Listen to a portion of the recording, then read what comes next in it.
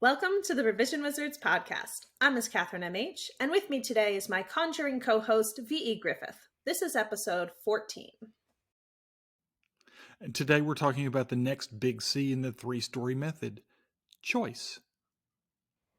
So what is choice? Well, it's that thing where you take a quarter, flip it to tell you what you're going to eat, and then decide it's the other meal, right? Now, choice is the movement your character is going to make in the scene. There are two basic kinds of choices.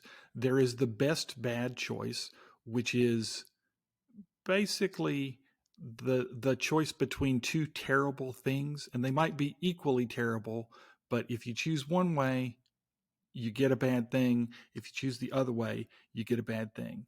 The classic example that I always use is a little old lady and a kid are going to get hit by a car. You can save one, but not the other. Which one do you pick? That's a choice. The little old The other lady. one is called the Irreconcilable Good.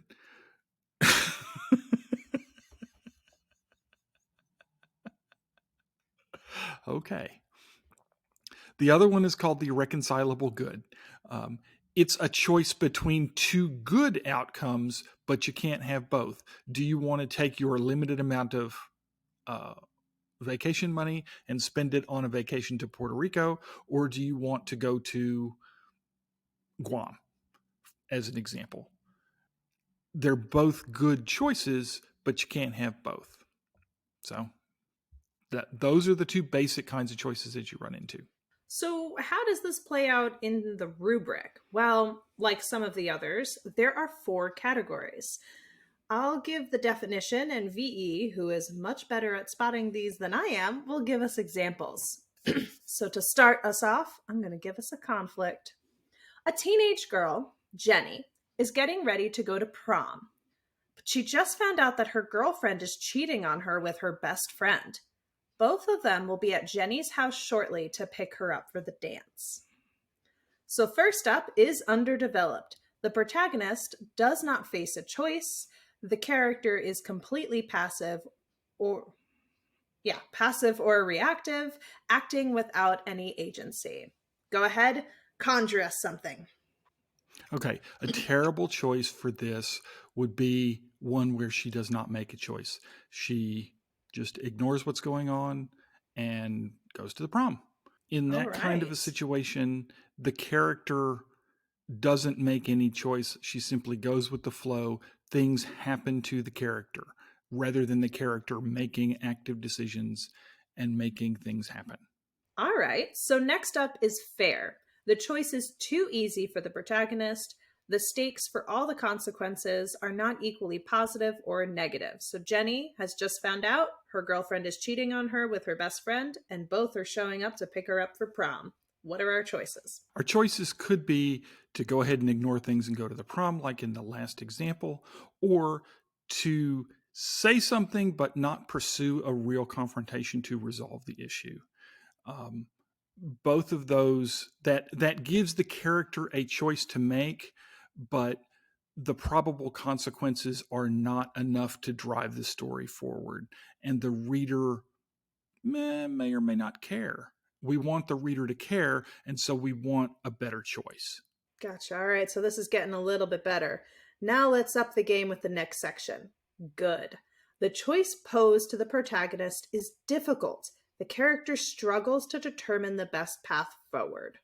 Give it to us. What you got? Okay, in this situation, part of what the author is going to put forward for the reader is the character's internal dialogue as they struggle with the choice. They don't just pick one, they don't just flip a coin, they actually see or begin to see the possible outcomes, the possible consequences for their choice. Do we say something or not?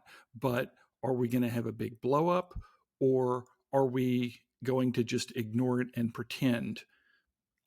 And if we ignore it and pretend, what are the longer term consequences of that going to be? Is it going to ruin friendships? Is it going to cause social problems when other people find out? Because secrets never stay secrets. Um, on the other hand, it could be even better if you inject more or different or more powerful choices. So I guess that brings us up to excellence. So the choice becomes incredibly difficult for the protagonist. The character cannot see a way out of the predicament, and neither can the reader, which should set up for a surprising but inescapable consequence. So here you might have a series of choices. Jenny might decide that she's going to confront her friends, and then she's going to have to make a choice based on what their reactions are. And your antagonist here, the two friends, also have to make choices. Are they going to deny what's going on? Are they going to cop to it? Are they going to get defensive?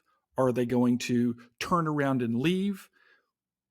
Then you go back to your main character for her next choice.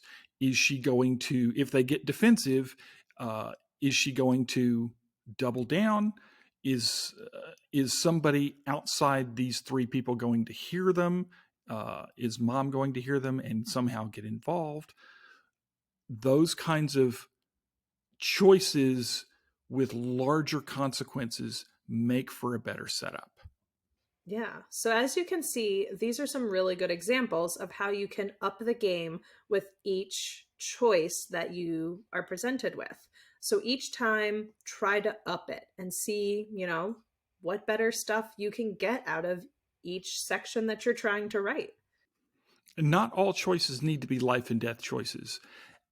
As you go through your manuscript scene by scene, each or most scenes should have a choice, but the overall choice for the entire manuscript needs to be something that is gut wrenching and difficult for the character to make, but you don't always have to kill somebody.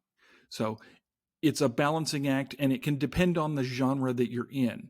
If you're in romance, you're probably not going to be killing somebody. On the other hand, if you're writing a thriller, the choice may be who lives and who dies. And then the resolution then becomes, how does it turn out that the protagonist actually does save everybody? My number one tip with choice is that each side has two parts. If Jenny goes to prom like nothing happened and pretends to be fine, it will go against her moral promise to always stand up for herself. Or, if Jenny goes to prom like nothing happened and then puts pictures of her cheating girlfriend on the screen to expose her to everyone, is that really standing up for herself or bullying someone else? With each of these questions, I ask what happens if she does and what happens if she doesn't do them. The juicier the idea, the better for me. That's how I go ahead and make my choices. What is your number one tip? My number one tip is to come up with a bunch of them. Usually, when you're writing a scene, there's 2 or 3 pretty obvious choices that you can go for. So make it an exercise to write 10. If you write 10, some of them are going to be good, some of them are going to be bad. But you've got a better choice or you got a better chance with more of them. And you'll find that it's harder to come up with more choices. And what that means for the reader is it's harder for them to see a way out. Great. So now that you understand what choices, why are you still here? Go get to writing and stay magical. That's it for today. Thank you all for joining us. Have a great day.